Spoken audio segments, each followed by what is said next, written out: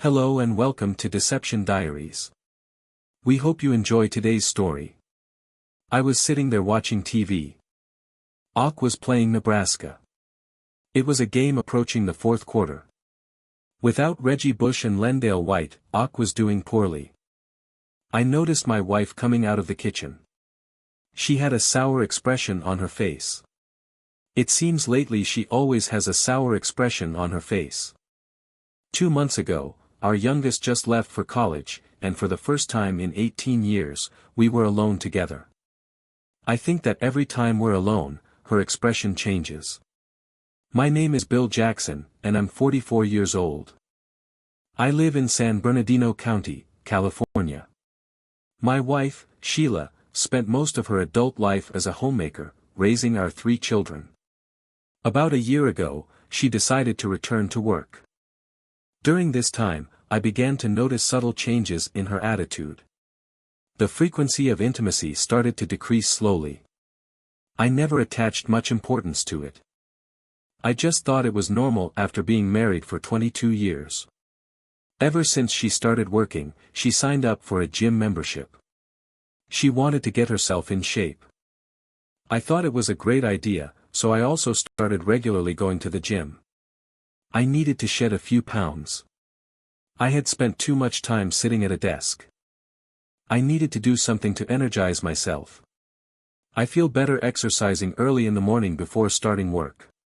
It seems I have more energy at this time of day.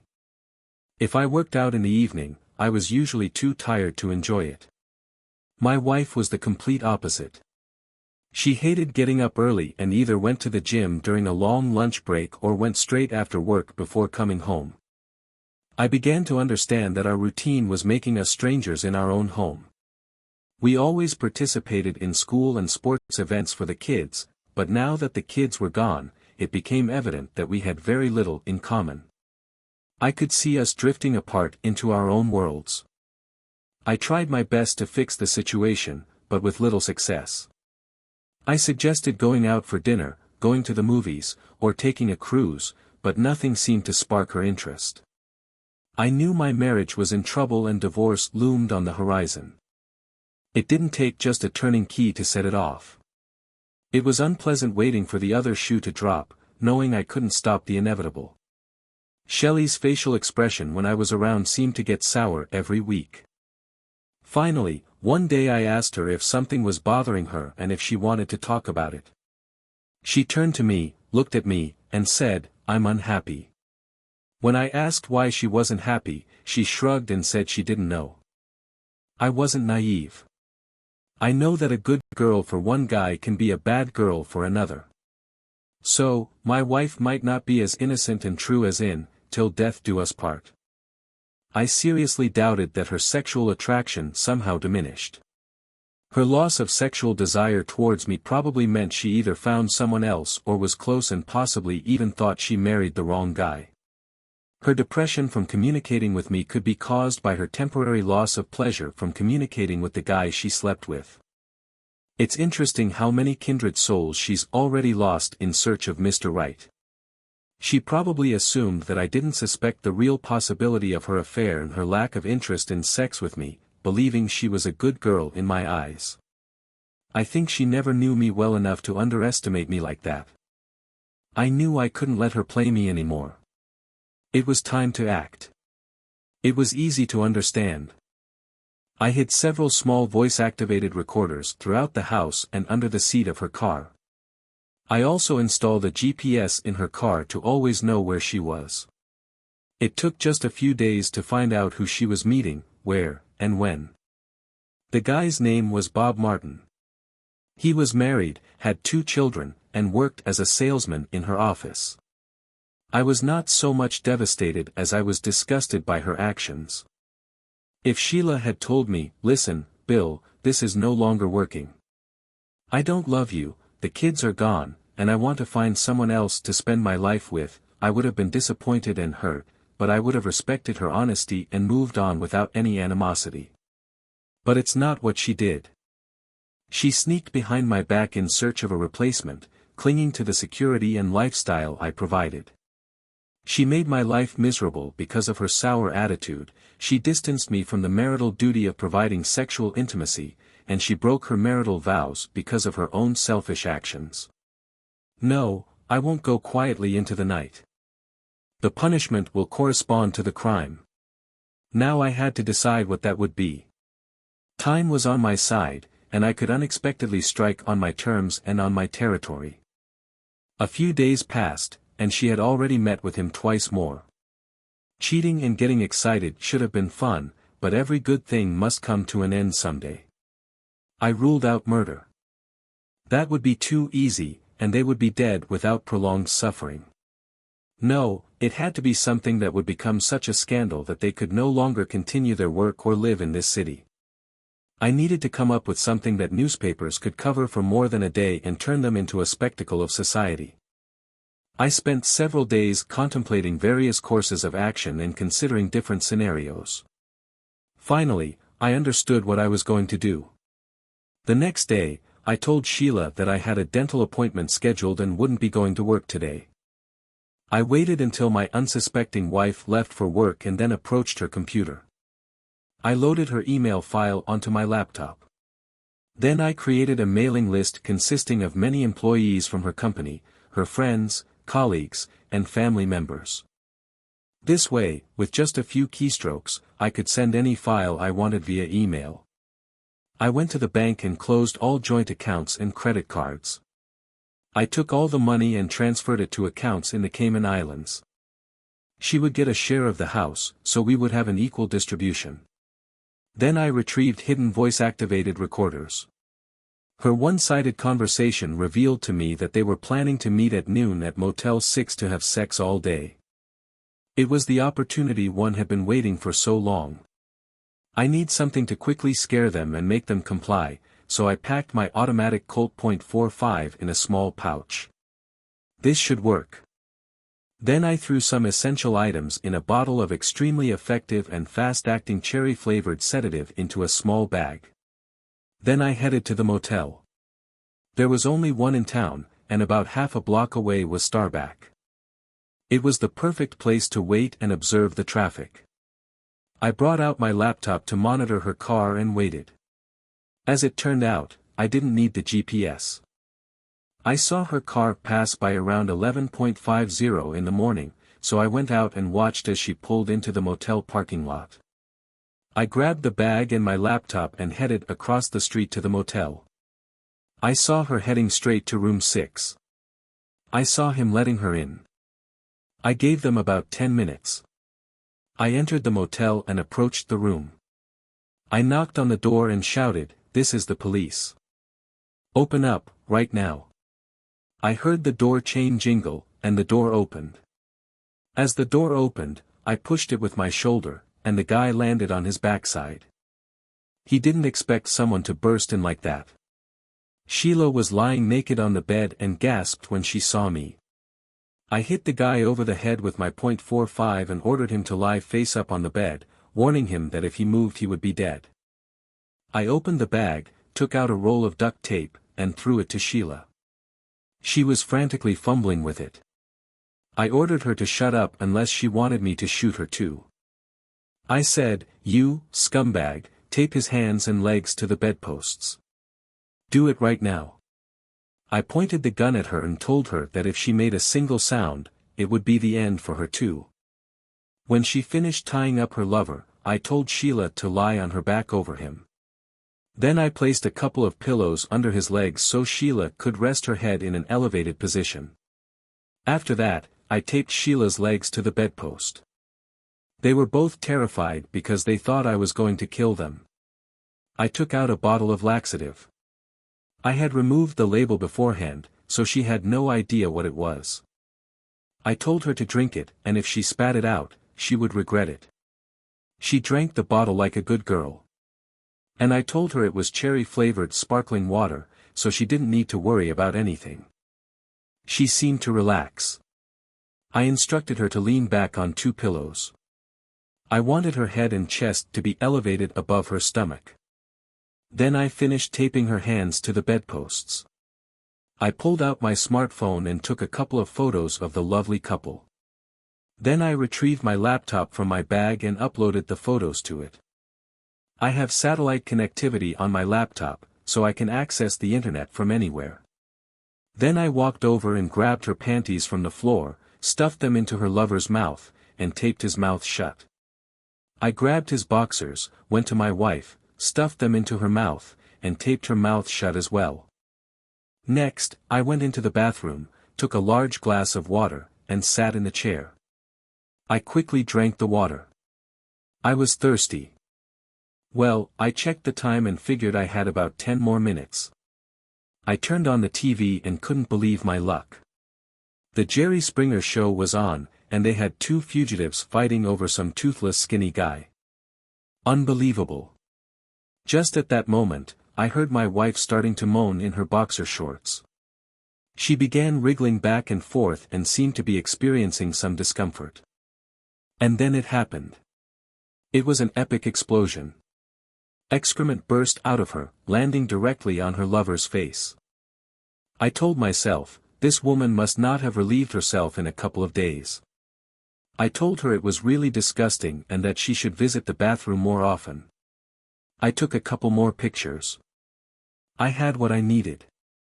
I uploaded the photos to my laptop, opened my email, attached 4 photos to the email, set the subject as cheaters caught in the act, attached the mailing list, and hit the send button. Maybe it was a cruel and unusual punishment, or maybe not. I think it depends on who's the judge. Then I packed up my laptop and other essentials. I said, "Hasta la vista, sweetheart, and good luck with your life. You messed things up for me in our marriage, so I thought Bob should also experience what it's like to be unclean.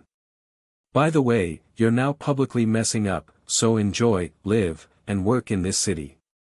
Shortly before flying to the Cayman Islands, I took out my mobile phone, called the motel, and told the clerk that there was a couple in room 6 who urgently needed his assistance. I said to him, "I think the excrement has hit the fan. I wonder if Sheila and Bob continued this affair. Well, if so, it must be true love. But if I know her, it won't be long before she messes things up for him again." Life goes on. Story 2. The joys of postcoital sleep. It was what allowed me to cuff my wife's hand to our custom-made, handcrafted ashwood headboard. She didn't wake up immediately. She cautiously opened her eyes, then screamed. Her scream woke her lover, Bob Simmons, who quickly discovered that his wrist was also handcuffed. Bob's scream was slightly more masculine as he fell off the bed, twisting his arm and cutting his wrist. He scrambled back onto the bed, and the words he was about to say got stuck in his throat. I suppose that, upon waking up, the husband of your lover, standing at the foot of the bed with a large caliber revolver pointed at you, will make it clear. "Did you sleep well, you guys?" I asked. "Oh my God, Jerry, it's not what it looks like." My wife sobbed. "Well, let's figure out what it looks like," I said. "You are lying in our marital bed, and his juice is drying on your legs, trying to convince me that you are a faithful little wife." "Don't do anything stupid," Bob croaked. "There's no need to go to jail over an unfaithful wife." His eyes were still fixed on the .35 Magnum in my hands. That made sense, as I was shaking a little from rage and sorrow. "And here is the man for whom you decided to leave me. If you were still my wife, I would have to defend your honor, but since it doesn't seem to matter much right now, I really don't care." "It's interesting that he still holds you in such high regard," I replied. Barb ignored both of our comments. "Jerry, please, put the revolver down and let's talk about this. This fool isn't worth going to prison for," she pleaded. "Wow, I think a rose has truly bloomed in this relationship, hasn't it? He calls you names, and you call him names. I thought you would treat him with more respect. After all, he is the one you thought was worth breaking us up for," I replied sadly. "Jerry, we're not breaking up. I really messed up, but we can get through this. I'll fix everything, I promise," she sobbed. "How do you plan to do that? Are you going to go back in time and not sleep with him?" Because that's the only way I can have anything to do with you in the future. I loved you so much that my life would be hell if this happened. I don't want to go back to that place, but if the alternative is living with an unfaithful woman, what options do I have? I asked. I pressed the revolver to my temple. Maybe it would be easier just to pull the trigger like this. I'd end the pain, and you'd be free to sleep with whoever you want. Jerry, no, she screamed. Do it, he shouted. I slowly lowered the revolver. An idea struck me. I opened the revolver's cylinder and pressed the plunger to release the 6 bullets. They fell to the floor, and I bent down to pick one up.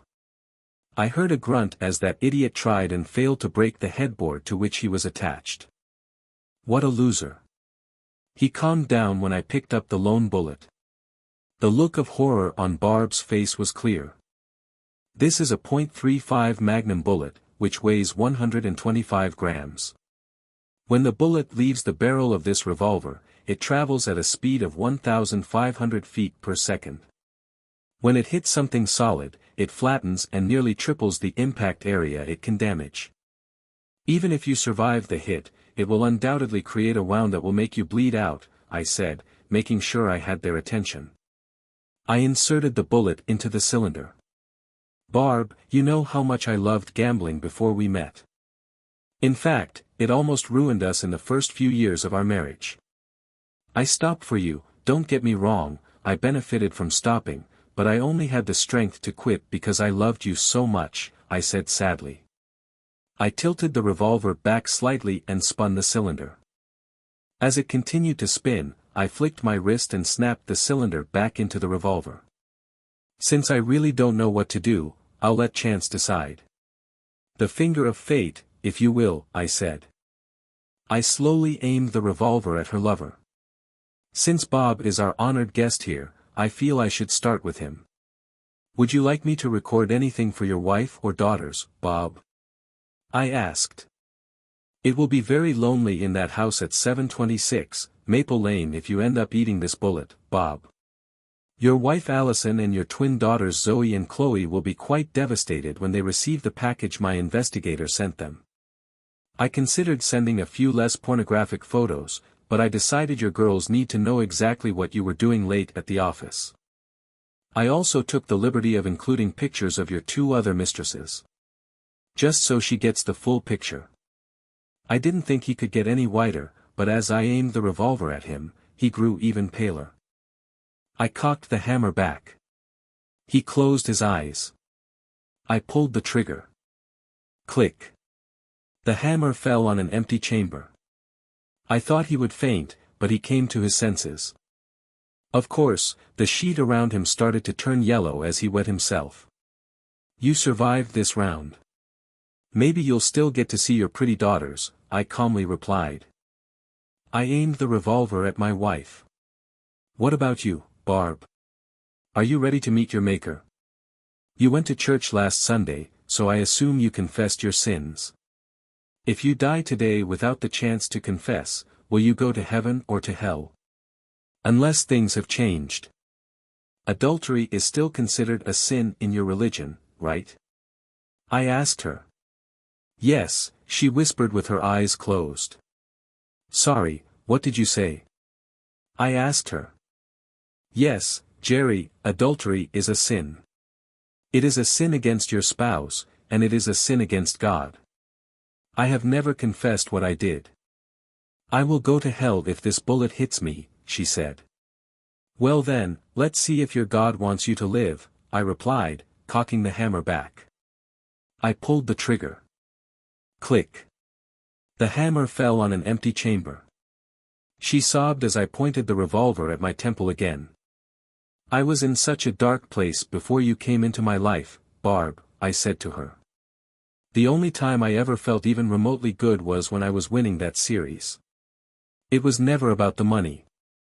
It was all about the thrill. I remember thinking about how kind and gentle you were when you treated my hands that night in the emergency room. Gino's thugs really did a number on me. I told myself that if I had a caring woman like you in my life, I wouldn't need to gamble. Did I ever tell you that the memory of your hands bandaging mine made me stop? That night, I settled my debts with Gino and have never gambled since. I know that life without you would be hell. You are my support.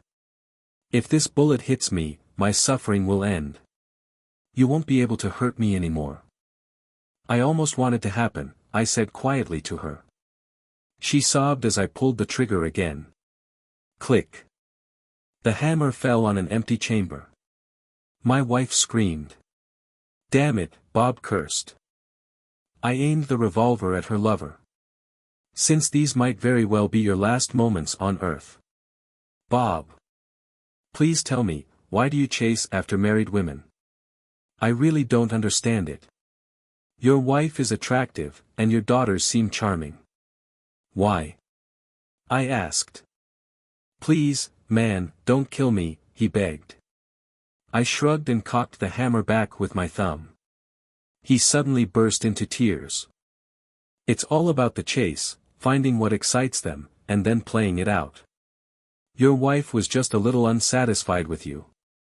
In any marriage, even a good one, there are rough patches and mutual grievances. All I had to do was highlight how useful and sexual she was, and she passionately desired me. Anyway, this was supposed to be the last time. Once I sleep with another man's wife in his bed, the game is over, and I win, he sobbed. This guy clearly had some issues. He looked pretty pathetic lying on those dirty sheets. I should have taken a picture, but I didn't want any compromising evidence. I heard him groan as he tried to break the headboard again. I looked him in the eyes. I pulled the trigger. Click. The hammer fell on an empty chamber. The idiot passed out. I raised the revolver and pointed it at my wife. Well, it's either you or me. I'm a bit sad that your lover dodged the bullet. I love you, Barb. I almost hope it's not you. Everything would be so much cleaner if I came home, caught you two in bed, and then couldn't take it and ended my own life. You would be alive, I wouldn't have to deal with murder, all this pain would be gone, and you'd be free to sleep with whoever you damn well please, I said to her sadly. She tried to remain calm. At that moment, we were both hanging by a thread. Jerry, please stop this. You've made your point. Bob passed out from fear, sitting in his own urine. You've won. Put the revolver down, and we can convince Bob not to press charges. You haven't done anything that can't be fixed. I want to stay with you, but if you put the revolver down, I promise to sign any divorce papers you present to me. If I can convince you to keep me, I will spend every day atoning for my sins. Please, don't do this, Jerry, she pleaded. Barb, I don't think I'm Jerry anymore. When I found out what you were doing, I got so angry, and then discovering you did it in my bed. Well, something inside me died. I think that right now, I'm the finger of fate. Let's see if your time has come. I suppose I should explain. You see, as a gambler, I got pretty good with my fingers. Gino mangled my left hand, but my right was still quite skillful. Card tricks, shuffling chips, and flipping coins all develop your dexterity. So, removing a bullet from the revolver's cylinder isn't that difficult, especially when your audience is focused on the barrel. Tilting the revolver back to spin the cylinder gave me enough cover to take the bullet out and slip it into my palm. After that, it was all a game. Why? Because I wanted them to feel fear and pain, but I wasn't ready for the severe consequences of hurting these idiots. Let's get back to our story. I laughed so hard when I saw the expression on my wife's face. What, bitch? Did you really think I'd go to jail for the two of you? Ha! I managed to choke out, trying to catch my breath. Still laughing, I bent down and picked up all 6 bullets from the floor. This time, I loaded the revolver for real. No sense in taking any chances. I threw the handcuff key to my wife. She was sobbing and seemed to be slightly out of breath.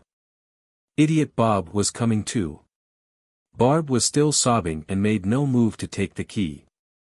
I noticed Bob focused on the key but kept glancing at me, wondering what to do. "Take the key, idiot, grab your clothes, and get out of here," I told him. "Consider this a lesson, Bob. Right now, you're allowed to live, but if I hear anything from the cops about today, I will kill you and your family in the most painful way possible. If you keep your mouth shut, it will save not only you but also your wife and kids." I told him in the most serious tone. Would I actually do it? Hell no. But I hope Bob thought I was serious. Otherwise, I could end up in jail for more than a few years. When all was said and done, Bob didn't utter a word about what happened. Barb was devastated but signed the divorce papers without any complaints. It helped that it was a pretty fair deal in terms of money. The only things I asked for were my grandmother's wedding ring and for her to take back her maiden name. She moved to Grand Rapids and sends me birthday greetings on social media. It doesn't seem like she's dating, but I don't check her social media page. I wasn't joking when I said I loved her. I still sometimes get furious about what she did to me. But I'm moving on. The good days are starting to outnumber the bad, and I've even made a few friends with benefits. Bob got divorced, and the last I heard about him is that he lives in a terrible one-bedroom apartment, paying alimony and child support, which almost broke him. I sent him one instant message before he blocked me. I told him that if he wants to end it all, he can borrow my revolver. Dear viewers, if you enjoyed the story, please support the video by liking it and leaving a comment. Thank you very much.